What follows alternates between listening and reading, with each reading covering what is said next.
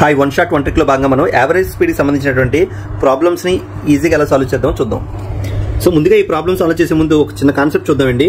ఇక్కడ ఏ నుంచి బికి, బి నుంచి ఏకి ఒక వ్యక్తి వెళ్ళేటప్పుడు x km/h, వచ్చేటప్పుడు y km/h, లేదా ఇక్కడ 2 ఈక్వల్ డిస్టెన్స్ ని ఒక వ్యక్తి x km/h మరొక డిస్టెన్స్ ని y km/h వేగంతో ట్రావెల్ చేస్తే ఈ రెండు సందర్భాల్లో మనకి డిస్టెన్స్ అనేది ఈక్వల్ గా ఉంటుంది కాబట్టి average speed is equal to మనం డైరెక్ట్ గా 2xy/x+y వేసి సాల్వ్ చేయొచ్చు. సేమ్ అదే విధంగా ఇక్కడ విషయానికి వద్దాం. ఇక్కడ మనం గమనిస్తే ఒక వ్యక్తి నాగపూర్ నుంచి విశాఖపట్నం, అదేవిధంగా విశాఖపట్నం నుంచి నాగపూర్ రిటర్న్ వెళ్ళాడు అంటున్నాడు. అంటే ఇక్కడ ఏమవుతుంది, డిస్టెన్స్ అనేది ఈక్వల్ గా ఉంది.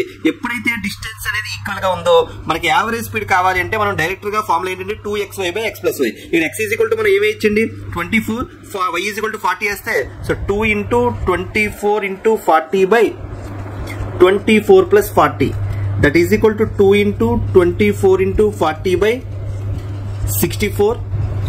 సో దీన్ని మనం సాల్వ్ చేసుకుంటే 4 10లు 4 16లు సో 24 48 అవుతుంది కాబట్టి ఇక్కడ నాకు 16 3లు సో 3 10లు 30 అవుతుందండి.